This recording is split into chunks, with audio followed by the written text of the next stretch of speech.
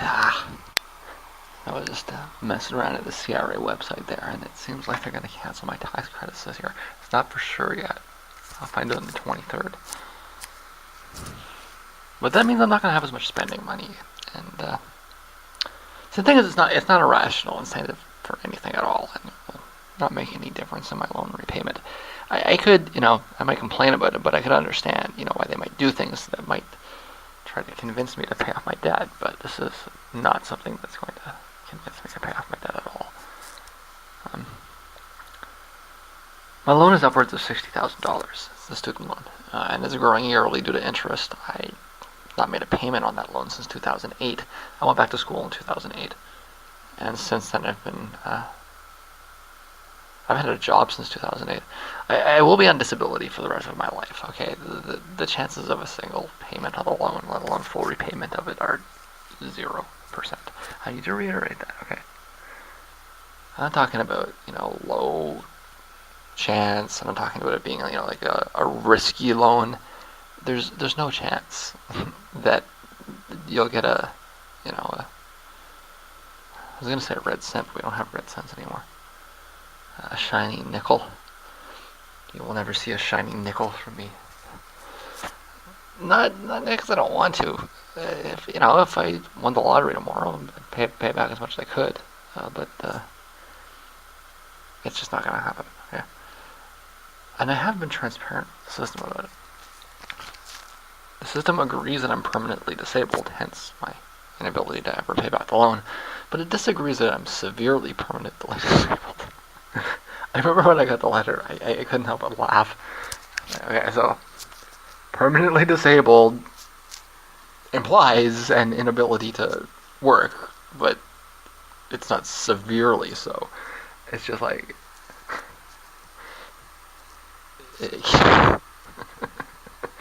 you know what that is, right? That's like somebody ordering some judge ordering them to stop being assholes, right?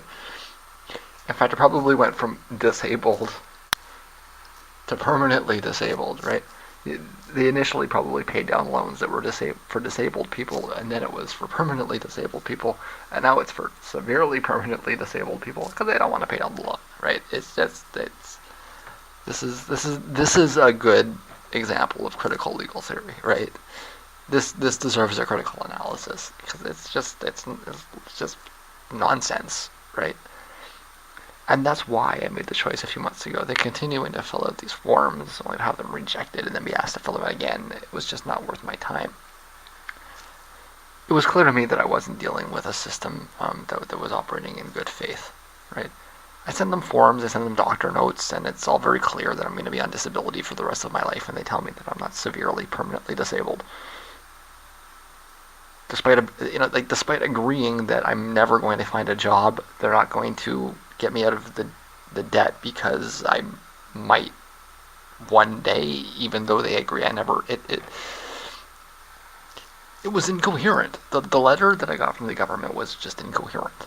Okay, and it was just basically blah blah blah. We ain't doing it. Blah blah blah. Right? It's just with a stack of cards of legalese. Right? And I mean I was going to say, I took a few years of law, but I mean, all I would really need would be to be halfway as intelligent to realize that, okay, this is nonsense, right? So what's the point? I don't want to, I hate doctors. I don't want to, go back and forth, keep filling out these stupid forms, just so they can be rejected, so I've had enough of it, I've had enough of convincing the doctors to fill out the forms and having the forms rejected and then having another department ask me to send the same forms. Especially considering that the situation is so obvious. The math is not debatable. The system is just being stupid. Okay, I receive $13,000 a year from disability payments, and I pay $8,000 of that out to rent. Leave me with about $5,400 a year to pay for all other expenses, including food. That's $450 a month, and I have no other source of income because I'm disabled. Right? It seems to be that they're telling me to find a source of income. It's like, okay, why did you put me on disability if you thought I was able to find a source of income?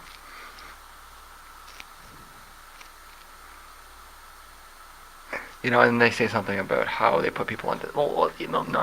If you thought that I could find a source of income, then you should not have put me on disability.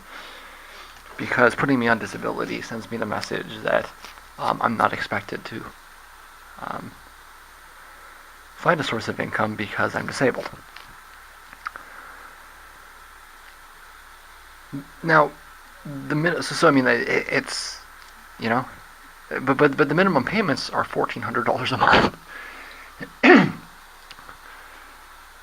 I mean, I sent them the accounting. It wasn't, this isn't complicated math. This is pretty basic arithmetic, right? I have $450 a month, and I need to use that for food and everything. When I worked it down, it was to something like $50 a month that I had, spending money. The minimum payments on on my student loan are $1,400 a month, and most of it's interest. So, what do you expect me to contribute when I have $50 a month at most? In fact, that's gone away because my pills went up. So I literally have nothing to give you. And you're expecting me to pay you $1,400 a month, and then you think that holding my Trillium benefit, which is $60 a month, is going to incentivize me to find a source of income, even though you've agreed that I'm disabled and therefore cannot find a source of income?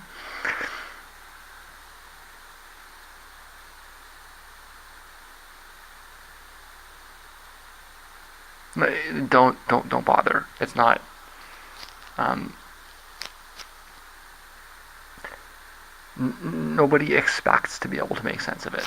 Like I say, it's just a maze of legalese that doesn't add up with any sort of analysis or critical thinking. It's just a pile of legal nonsense to hide the reality that they don't want to deal with it. And they think that if they put it off long enough, then, I'll find a money tree in the backyard somewhere.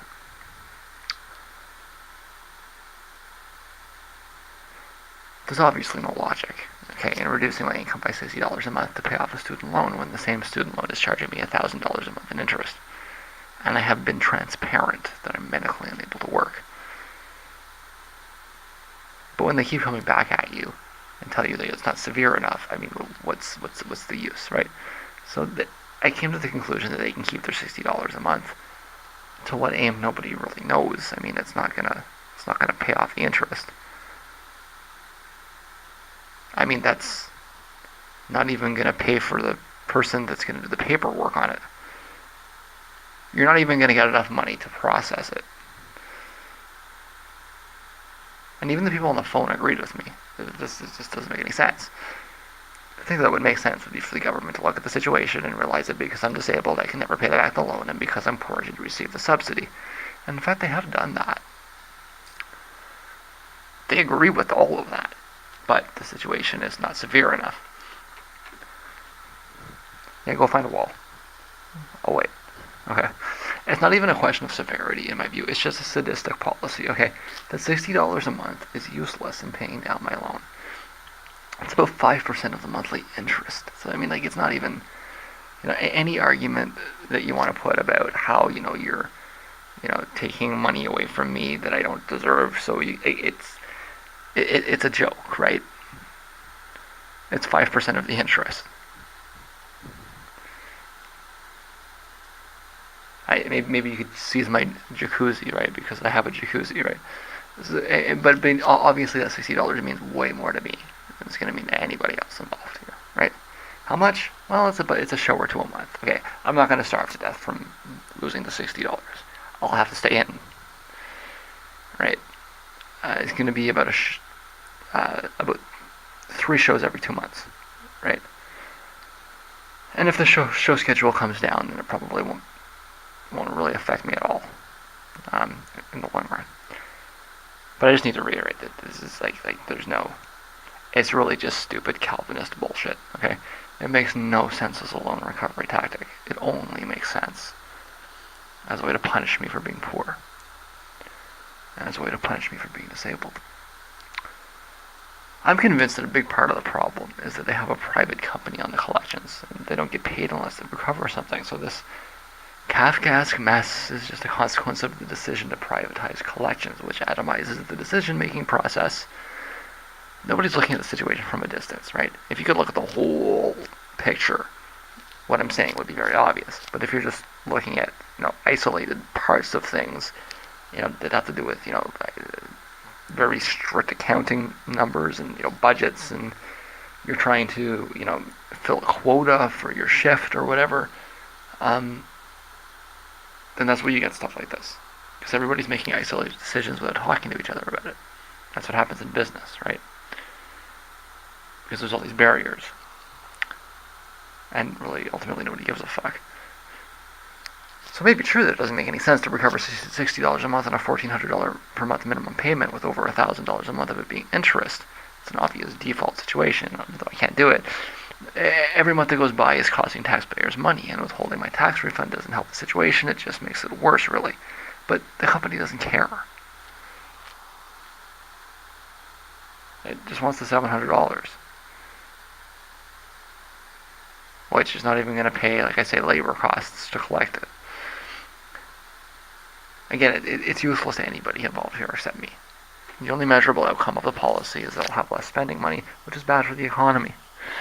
Should the situation continue as it is, my loan is just going to spiral out of control, but I've done my due diligence. I mean, what else do you want me to do? I filled out the forms, I got the doctor's notes, I rejected the documents. I've explained them in very clear terms that they will never see any return on this debt. I've given them the documentation they've required, and they told me that I am not severely disabled enough. So, what else do they want me to do? I'm not going to do anything else besides sit back and watch it grow. You can lead a horse to water, right? I've given them everything they need to make a smart decision here, and they refuse to do so. And so what is this? This is mismanagement, okay? And I truly accept no responsibility for the consequences. In a few years it will be $100,000. That's certain. And it'll probably even actually get to $500,000. This is not a hard math problem, right? It's just a series, right? But I haven't sat down and done it. I'm curious if it can get to $1 million. But I'm a disabled person for life, right? Like, when I watch this number grow, it doesn't mean anything to me. It's just a number I can never pay, right? The number that I can't pay got bigger.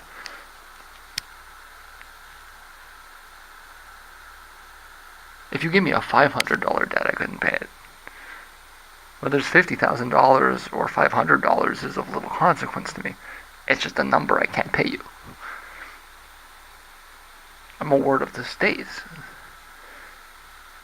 So whether this is a $50,000 debt, or a $500,000 debt, or a $5 million debt, or a $50 million debt, excuse me,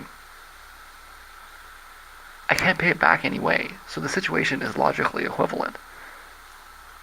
If anything, the more interest you put on the loan, the less of an incentive I have to pay you back. So what's really important to me is not this loan I'll never be able to pay back, that's already certain. What's important to me is that, my welfare doesn't get, modified. And what you do to my welfare will have no effect on my ability or my inability to pay you back the loan. And what's even more ridiculous about it is that I know that in the long run the money will find its way back to me because they can't actually take the money, right? They can hold it because it's tax money. That would be called theft. But they can hold it. Eventually they're going to have to look at the situation and say, okay, well, there have been no payments on this debt, on this loan for 15 years. I mean, I'm coming up on 10 years. When it gets to 15 years, they're going to have to be like, okay, well, this person's been on disability for 10 years, has not made a loan payment in 15 years. is going to be on disability for life, and the loan has tripled in that period. Maybe we should take a different approach here. And when they do that, they'll have to take the money they've held and send it to me.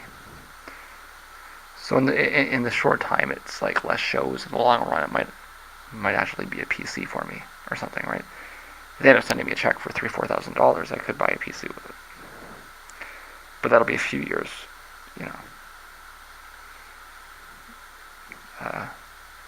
put aside. So I can think of it like that, right? I can think of it like as though they're running a savings account for me.